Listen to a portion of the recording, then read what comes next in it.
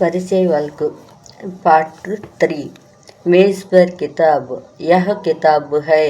ఇది ఒక పుస్తకము కితాబ్ కహా హై కితాబ్ పుస్తకం ఎక్కడ ఉంది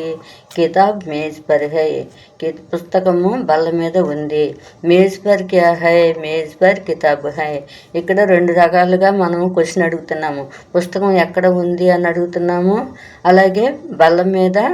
ఏముంది అని కూడా అడుగుతున్నాం కాబట్టి కితాబ్ కహా హై అని అంటున్నాము మేజ్ పర్ క్యా హై కహా క్యా అనేది ఎలా ఉపయోగించాలనేది మనం ఇక్కడ ప్రశ్నల ద్వారా తెలుసుకుంటున్నాము అలాగే ఆన్సర్ ఎలా చెప్పాలి అనేది కూడా తెలుసుకున్నాము హాత్ మే కలం యహ కలం హై కలం కహా హై కలం హాత్ మే హై కలం పెన్ ఎక్కడ ఉందంట చేతిలో ఉంది హాత్ మే క్యా హై హాత్ మే కలం హై ఇక్కడ ఏం అడుగుతున్నాము కలము ఎక్కడ ఉంది అని అడుగుతున్నాము అలాగే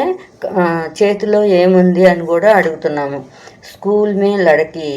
यह लड़की है इसका नाम उमा है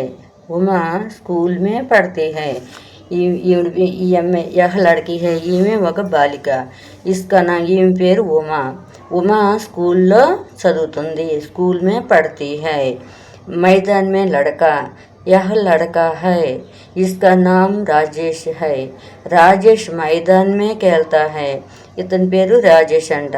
రాజేష్ మైదానంలో ఆడుతున్నాడు కేల్తా అదే అమ్మాయి అయితే కేల్తీ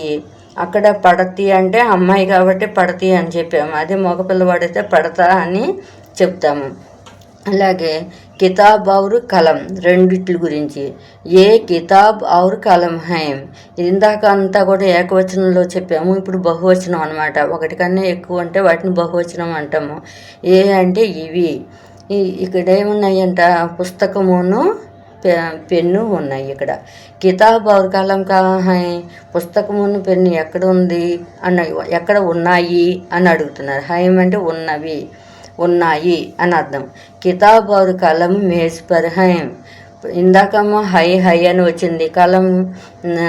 యహ కలం హై యహ కితాబ్ హై యహ లड़की హై యహ లड़का హై అని సింగులర్లో చెప్పాము ఇప్పుడు ఇక్కడ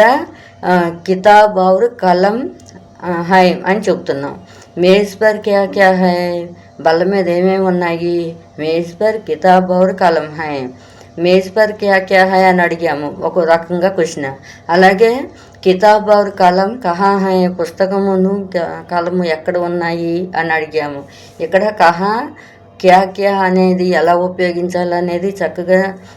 నేర్చుకోండి ఉపయోగించుకుంటే మాట్లాడుతూ ఉంటే భాష అనేది వస్తుంది ఉమా ఔర్ రాజేష్ ఏ ఉమా ఔర్ రాజేష్ హై వీరెవరంట ఉమా రాజేష్ ఉమా ఔర్ రాజేష్ కహా హై ఉమాను రాజేష్ ఎక్కడ ఉన్నారు ఉమా ఔర్ రాజేష్ ఘర్ మే హై ఉమా ఔర్ రాజేష్ అనేది ఇద్దరు కాబట్టి ఇక్కడ కూడా బహువచనం కాబట్టి హైమ్ అంటున్నాం घर में कौन कौन है घर में ఉమా ఔర్ రాజేష్ హై ఉమా ఔర్ రాజేష్ ఎక్కడ ఉన్నారు అన్నప్పుడు కహా హై అన్నాము అలాగే घर में అదే ఉమా ఔర్ రాజేష్ హై ఎక్కడ ఉన్నారు అన్నప్పుడు घर में అని చెప్పాం అలాగే घर में కౌన్ కౌన్ ఇంట్లో ఎవరెవరు ఉన్నారు అన్నప్పుడు కౌన్ కౌన్ అనేది ఉపయోగించాము ఇక్కడ